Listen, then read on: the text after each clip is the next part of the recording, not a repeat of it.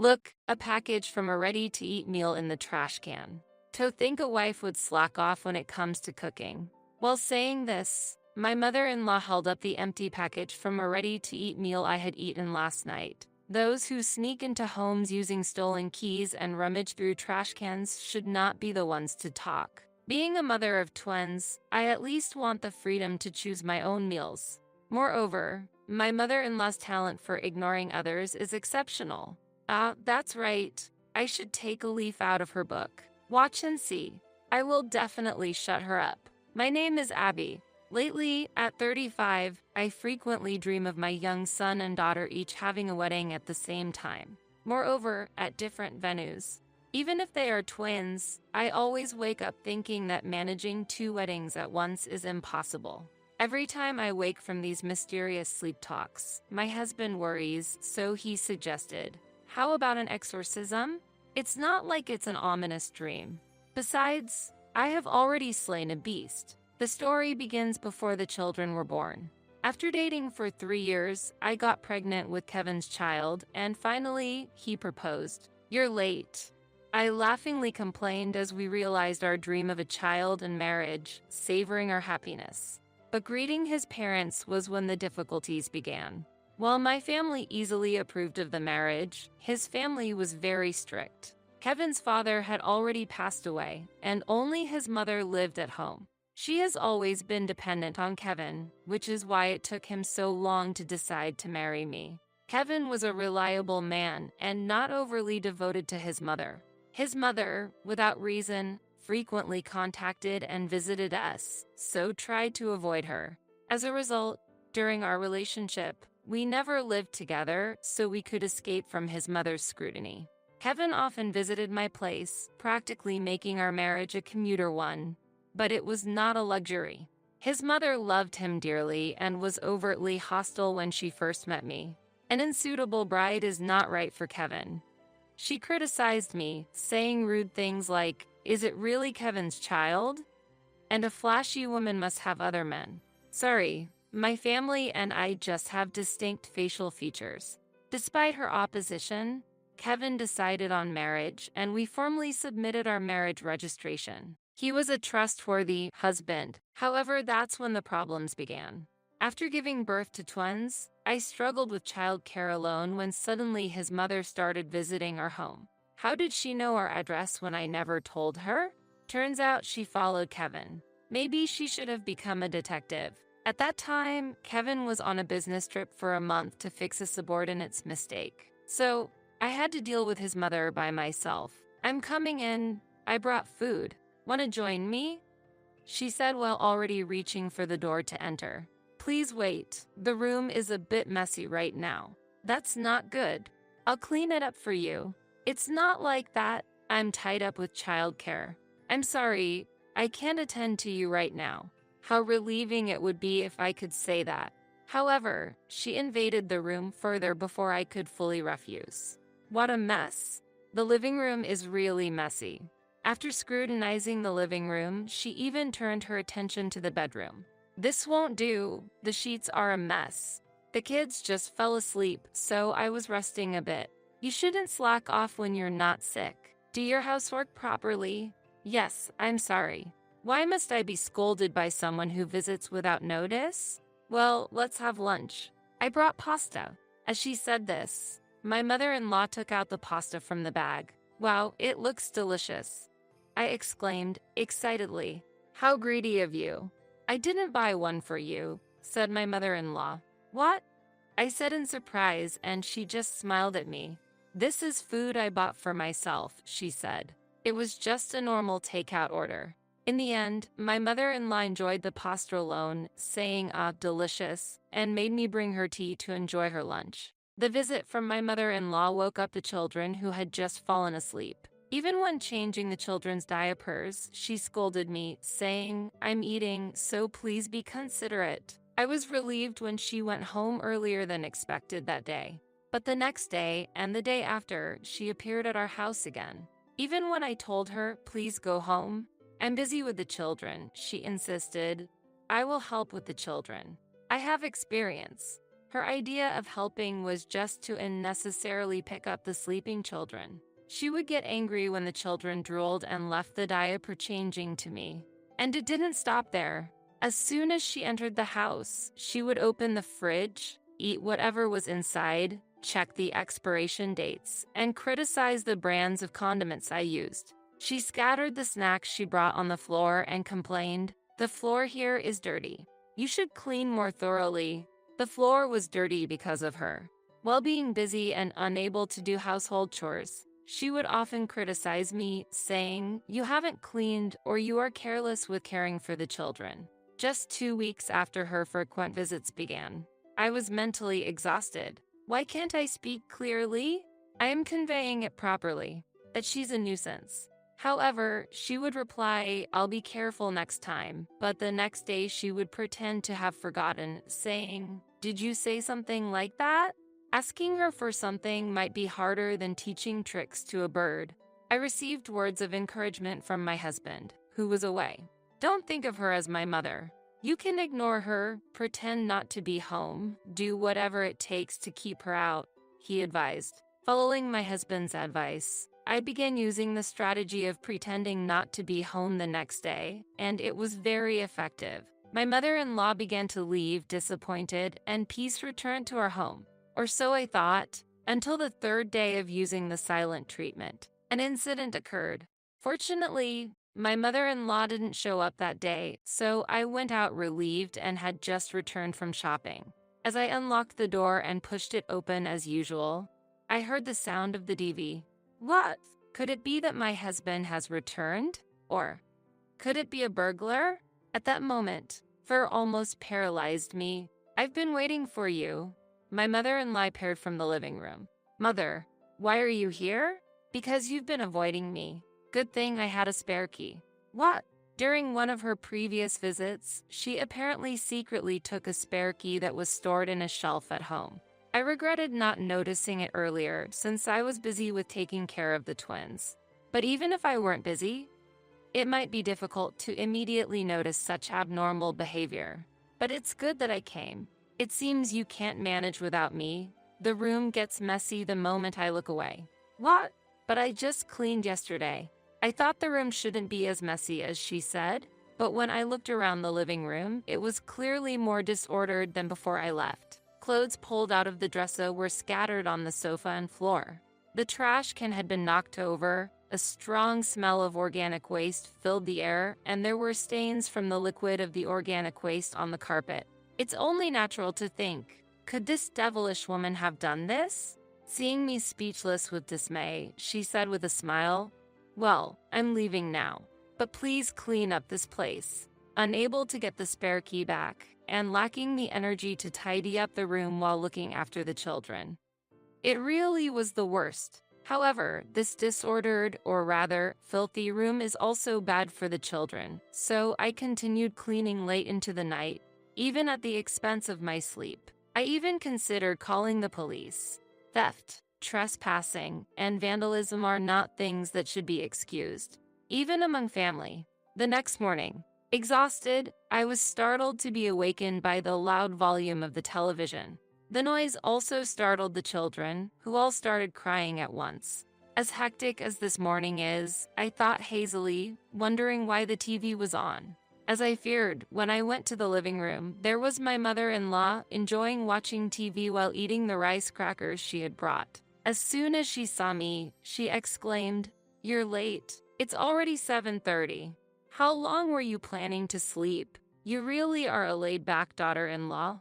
When I was looking after the house, I never slept this late, she scolded, and I felt my anger rising. "I was up late cleaning the mess you deliberately made yesterday. I wasn't sleeping until 10 or 12 o'clock. Who even gave you permission to enter the house?" Well, you blame others even though you don't clean regularly," she said. "How dare you? I do clean." When I argued back, she sighed and said, "Then I guess we'll have to do a surprise inspection," and started rummaging through the kitchen trash can. She wouldn't listen to me telling her to stop. "Look, a package from a ready-to-eat meal in the trash can. To think a wife would slack off when it comes to cooking." As she said this, My mother-in-law held up the empty package of a ready-to-eat meal I had eaten last night. She looked as pleased as if she had caught a demon by the neck. It's despicable to enter someone's house and rummage through their trash. I've had enough. Please give me back the spare key. To defy an elder like that, you really are an ill-mannered daughter-in-law. I'm not returning the spare key. I have the right to keep it. You have no right to use the key without permission and justify your actions like a thief.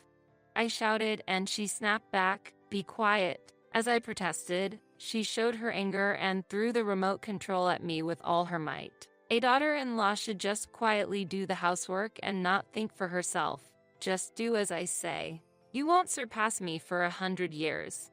If you are unlovable, the grandchildren won't be dear to me either. I wonder if I should do something to those kids. Saying this, she shook me repeatedly and hit my head with the remote control that had fallen to the floor. Perhaps because of the accumulated fatigue, when a person is hurt too much, they start to feel that the other person is stronger. I can't win against this person. It might be easier to just obey than to feel this pain, I thought. Looking back, considering my mother-in-law's age, I might have won with a little resistance. But I am a rational human being. There's a rule that you shouldn't hit people, and I followed it. In the end, I allowed my mother-in-law to keep entering our house with the stolen spare key. When I consulted with my husband, he suggested changing the locks. However, I don't think that would stop her. She had figured out how to bypass not being at home before, and even if we changed the locks and continued to ignore her, she would, for example, ring the doorbell all day or loudly demand to be let in outside so the neighbors could hear. This won't fundamentally solve the problem. When I shared these concerns with my husband, he said, "I'll handle it," and managed to come home temporarily from work. A truly supportive husband. The next evening, when my husband returned home, he called my mother-in-law to our house. She had visited earlier that day as well, so I thought she might resist coming, but she complied obediently because it was my husband who called. "Kevin, you're back. I'm glad you called me." My mother-in-law was pleased. However, my husband greeted her with a stern expression. "Mom, is it true you came over uninvited and took the key?"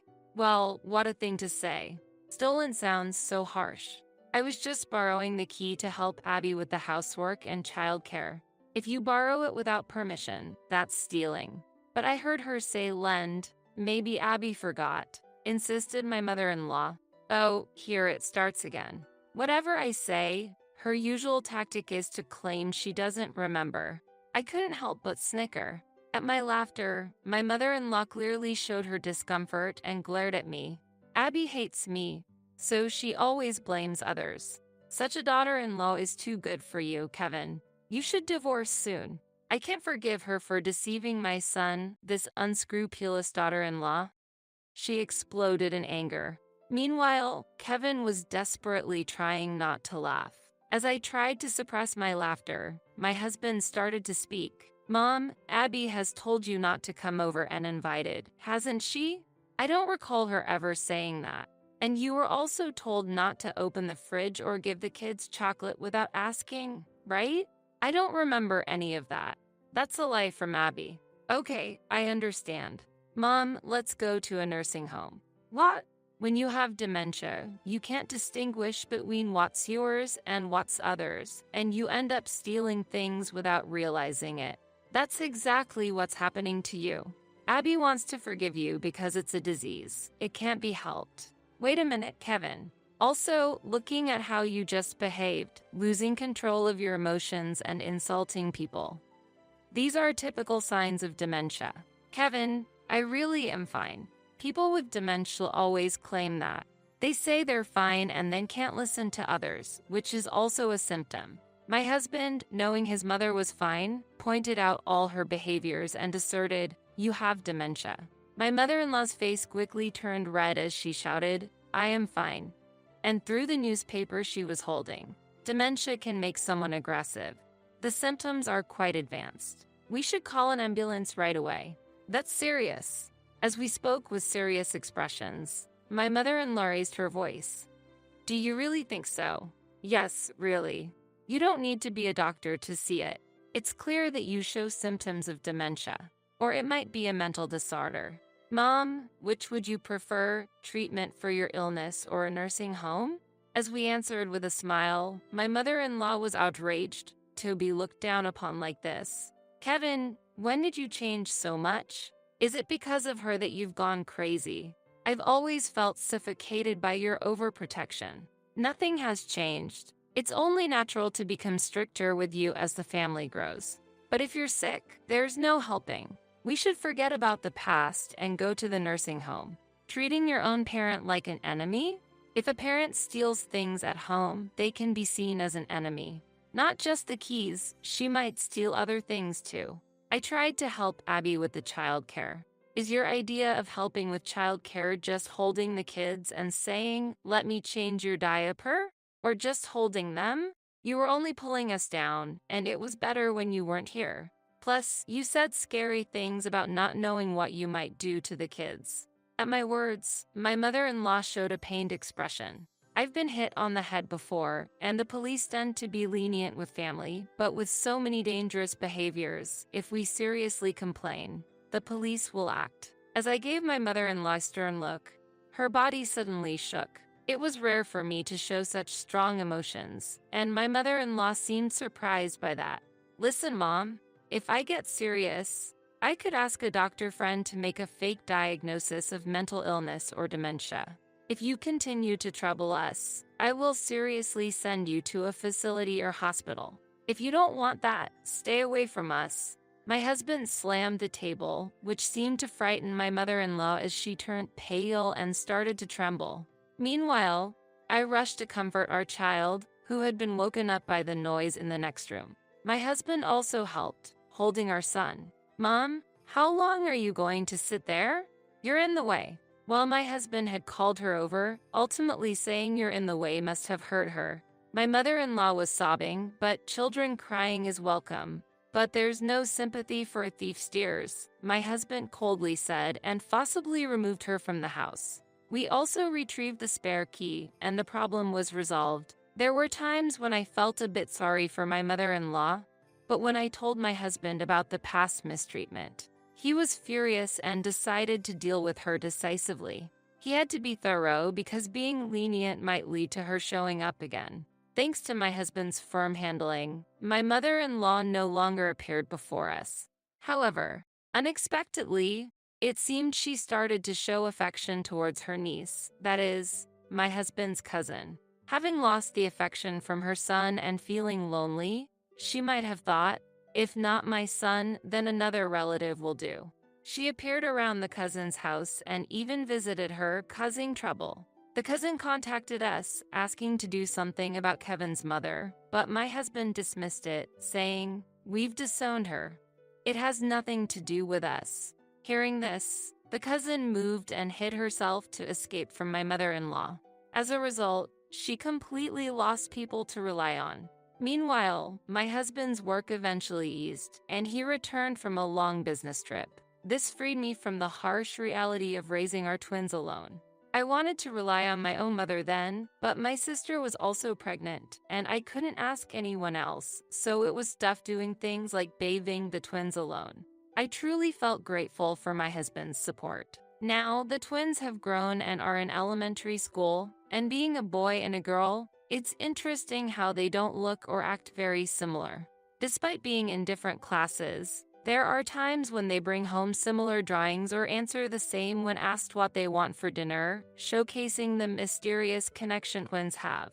It seems they are connected by something beyond our understanding. My son has a somewhat philosophical depth, while my daughter is very bright and innocent. Usually, girls are said to mature earlier, but in our house, it seems the opposite. It's endearing how my son advises his sister on her failures, acting all big brotherly, saying, "You can do it if you try." On the other hand, my daughter sometimes retorts, "I don't want to be told by you." But that's cute too. Haha. Sometimes they argue, but they often discuss their worries more with each other than with their parents, probably because they are each other's most important partners. I hope they stay close as siblings forever. But just because they get along well, I hope they don't end up having their weddings on the same day at different locations like I dream about. That's still a long way to go. It will be sad when the day comes for our kids to marry and leave home. But when that day comes, I'll send them off with all my heart. Until then, we parents will make sure to raise them into fine adults, so be prepared. Just kidding.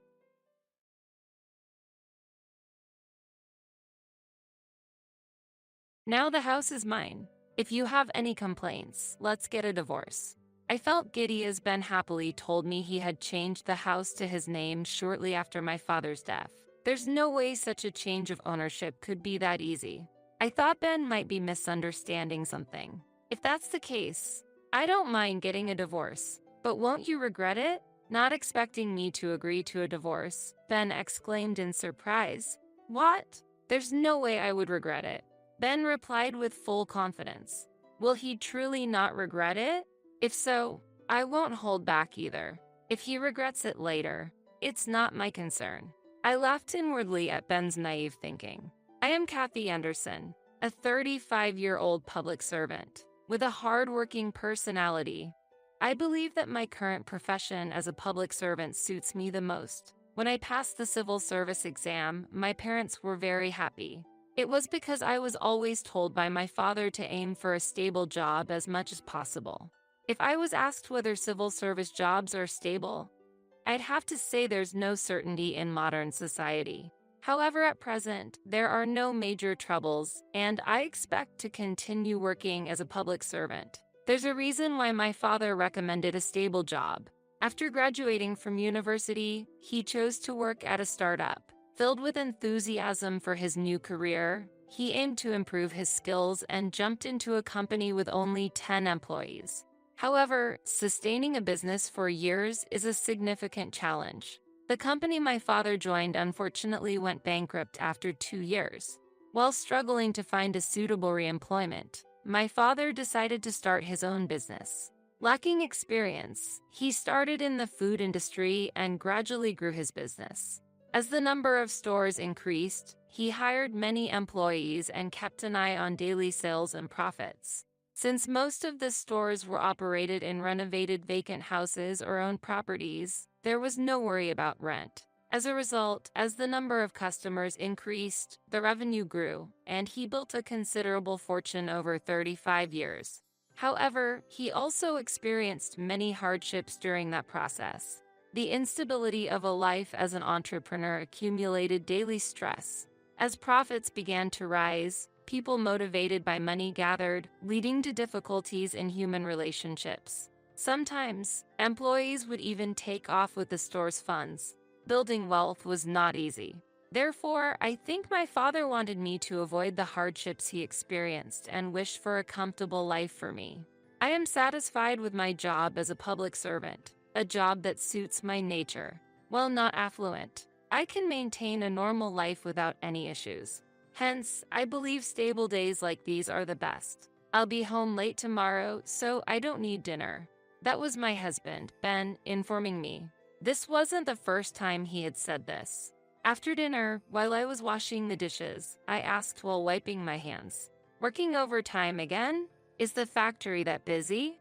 "It's a busy period right now." Ben works in a semiconductor manufacturing plant on the assembly line. Having worked in this job for 18 years since graduating high school can be extremely challenging, considering you process parts every day for 8 hours straight. It's nothing for me, but for Ben it seems to be easier than using his brain.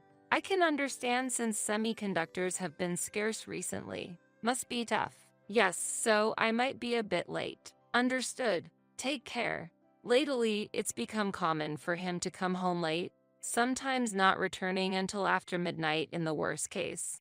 I can hardly believe he's working this late, so he's probably having a drink somewhere after work. I understand the urge to unwind with alcohol, but I feel the frequency has increased too much. However, it's difficult to say that to Ben. Telling him not to drink when he's exhausted from his daily demanding job might provoke a backlash.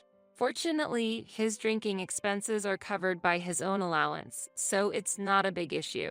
As I watch Ben head to the bedroom, I roll my shoulders extensively. Lately, my shoulder pain has worsened. Life with Ben is full of mismatches, and it seems like the mental stress is starting to manifest itself physically. I try to tell myself not to overthink. I met Ben during my second year of high school. He was attending a nearby boys' high school and approached me during a cultural festival. Initially hesitant when the younger Ben asked for my contact information, I eventually gave in to his persistent approach. When I asked why he was so interested in someone as plain as me, he shyly admitted that he liked my appearance. On the other hand, I had a rather frivolous impression of Ben at first, so I was quite worried. However, contrary to my expectations, his sincere personality became evident, and I gradually found myself drawn to him. Even after Ben started working post-high school and I became a civil servant following university, he has always been my partner. We got married at 27 but haven't been blessed with children. It may not be possible anymore, but I feel our life together is not bad. As long as I can spend the future with the present Ben, that's enough. He probably feels the same. In the midst of these peaceful yet busy days, an unexpected call came to my phone.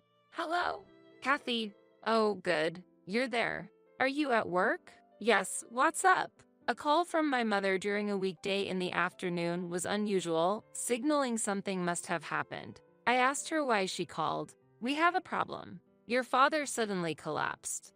And today, we got the results from the tests. He's been diagnosed with colon cancer. Dad has cancer? I can't believe it.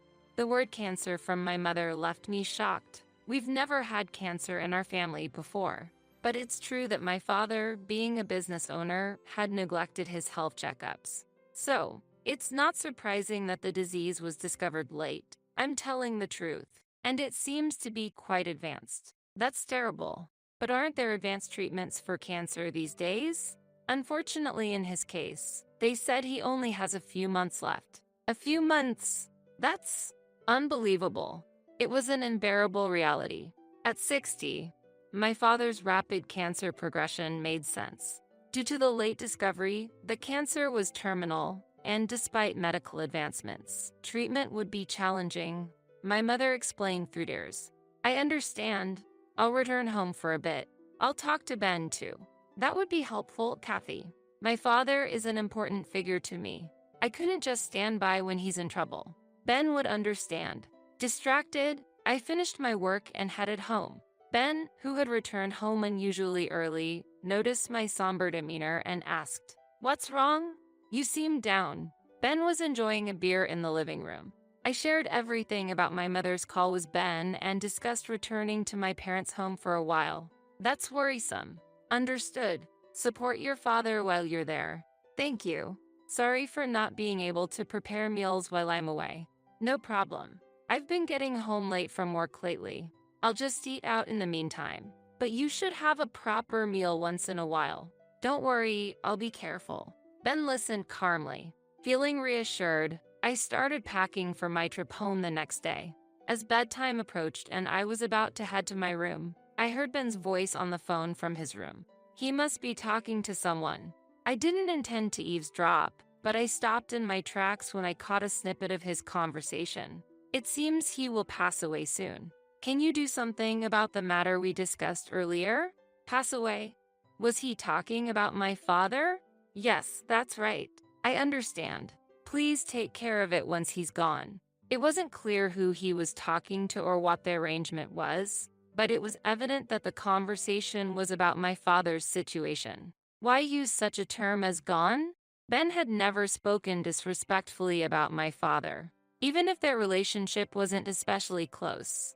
Ben wasn't the type to be indifferent in such a critical situation. Yet, why does it seem like Ben doesn't care about my father? Even though my father is terminally ill, he is still alive, and discussing matters after he is gone with someone else is inappropriate. At that moment, my trust in Ben wavered. Since then, I couldn't shake off my suspicions about Ben. Take care, Ben said cheerfully as he saw me off, but I couldn't stop thinking about his phone conversation on my way home. It seemed like he was plotting something. If it's related to my father, it must be about money. I never told Ben about the extent of my father's wealth. I felt discussing finances might lead to problems, so I decided we could discuss inheritance when the time came. At this stage, I didn't see the necessity to talk about it. I wasn't hiding it. I just thought it was premature. But what if Ben knew about my father's wealth and was targeting it?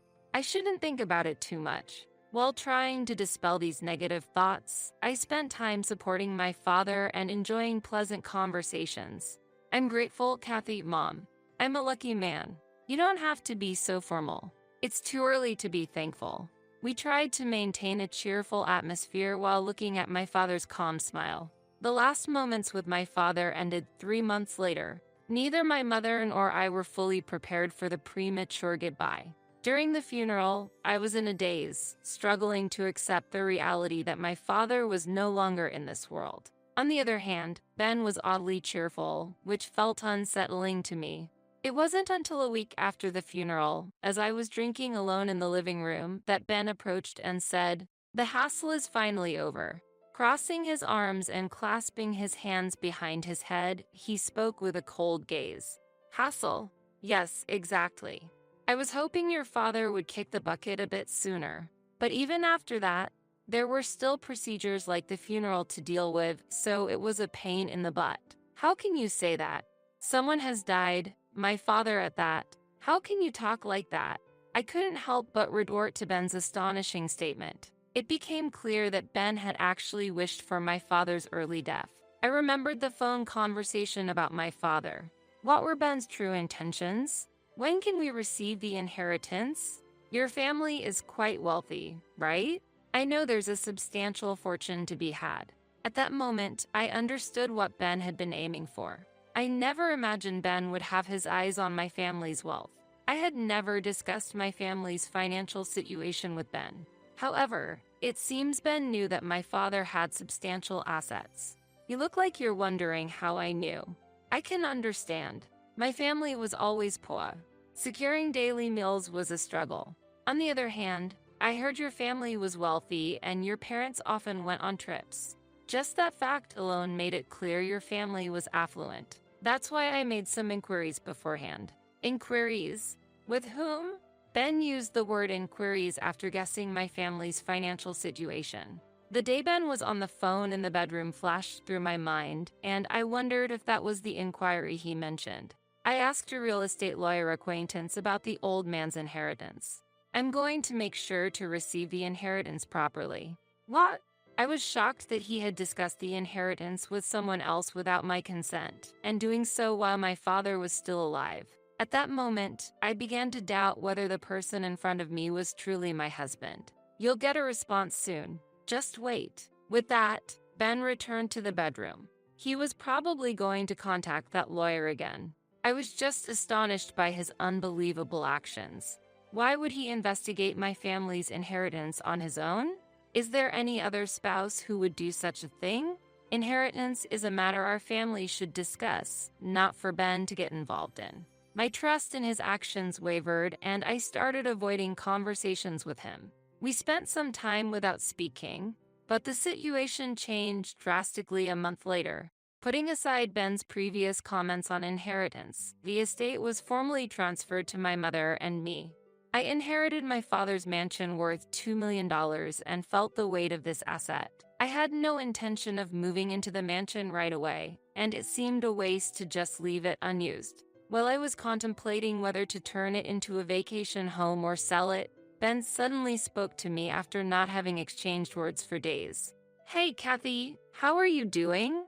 How ironic, considering we lived under the same roof. Ignoring his words, I reached for a book nearby, but he continued, "Listen, I've changed the ownership of the mansion you inherited to my name." I stopped reading and stared at him in astonishment. "What are you talking about?" "Yeah, I asked that real estate lawyer to proceed with the title transfer." "You did a title transfer, really?" "Yes, really." I was speechless. Not only did he do it behind my back, I also had a problem with the lawyer involved. Now the house is mine. If you have a problem with that, we can get a divorce. And I'll be giving the house to my family. My brother has been wanting a larger house, so I want to make him happy.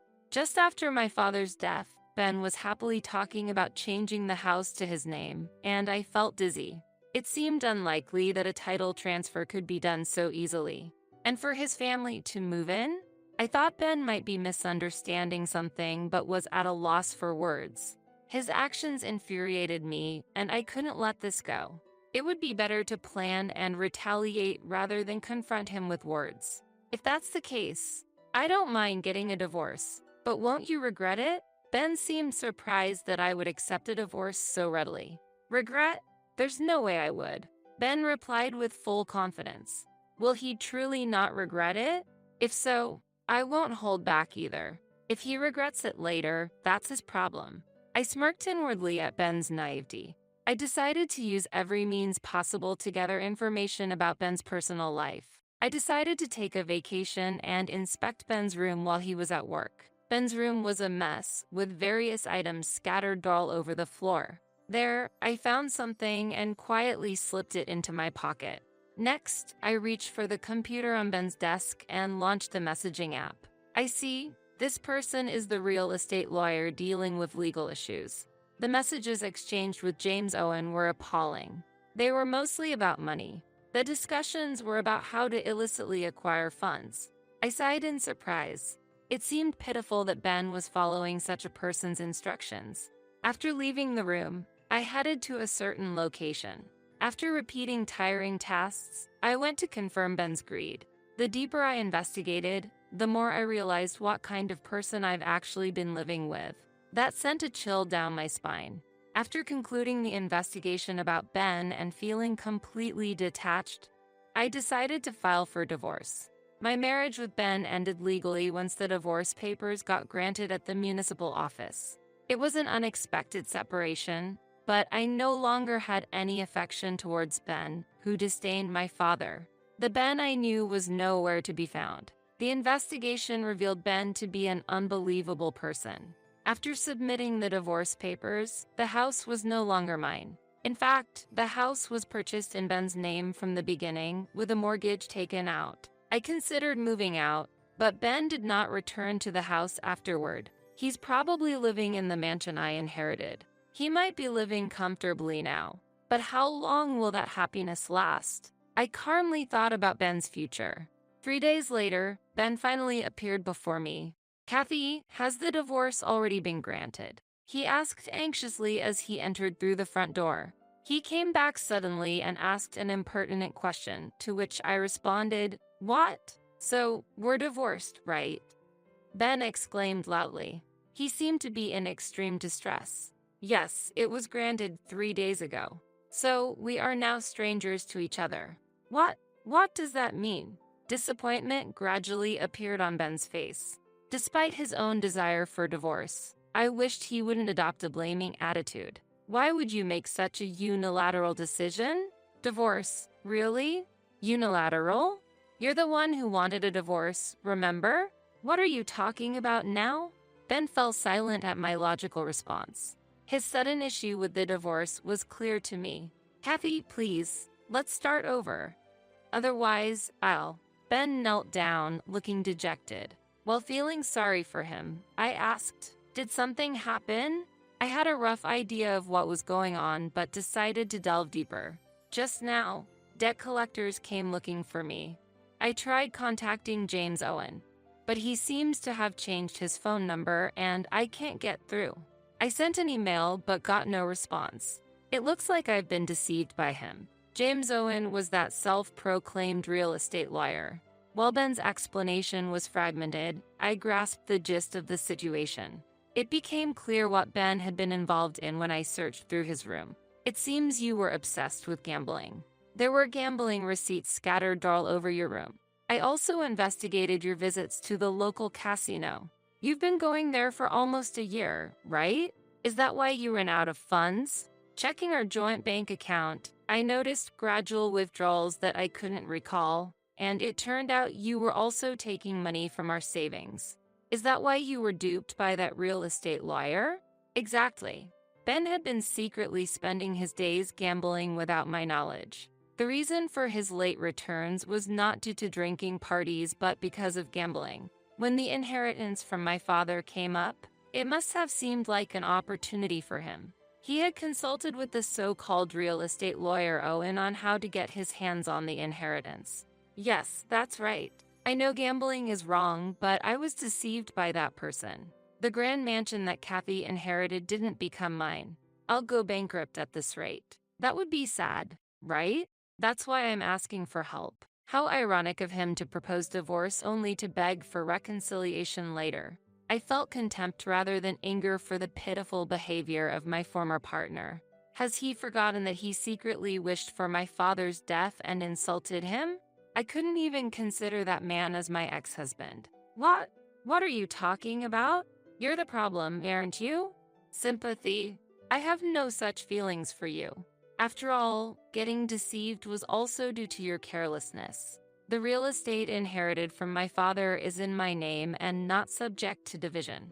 Changing its ownership without consent is impossible. Yet, you were naive enough to get deceived by James Owen, and now you come asking for help? I will never forgive you, not in a lifetime. Seeing my face filled with anger, Ben got scared. I opened the front door, leaving him aside. If you don't mind, I will move to the luxurious house I inherited from my father. As for you, try to manage your life in this house. Oh, and don't forget about the loan repayment. Good luck. Wait, despite his call from behind, I coldly left him behind and walked away with dignity. 7 days later, I was surprised by an unexpected call. Seeing the name displayed on the screen, I couldn't believe my eyes. It was Ben's mother. I answered the phone, anxious that she might criticize me for the divorce. However, the words I heard were completely unexpected and surprising. Kathy, I'm truly sorry. My son seems to have committed something unforgivable towards you. I'm honestly at a loss for words on how to apologize. Her voice was filled with deep regret and apology. I responded with some confusion. No, there's no need for an apology. Please don't worry about it. But she didn't accept my words. No, I can't just leave things as they are.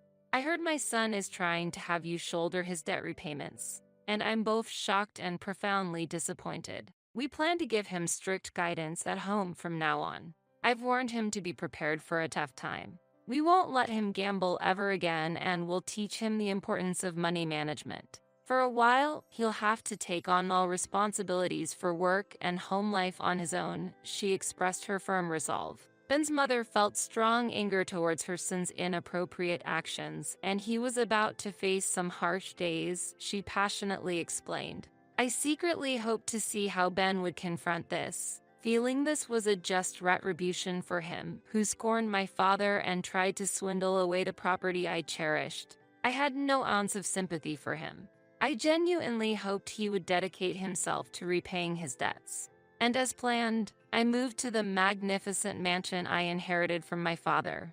This new home, furnished and requiring no additional purchases, filled me with a profound sense of satisfaction for the new life ahead. Although I left behind clothes and other small items at the old house, the excitement for the liberating life ahead made me unstoppable. The new residence was spacious, an extravagance for one person. Currently, I'm not keen on remarrying.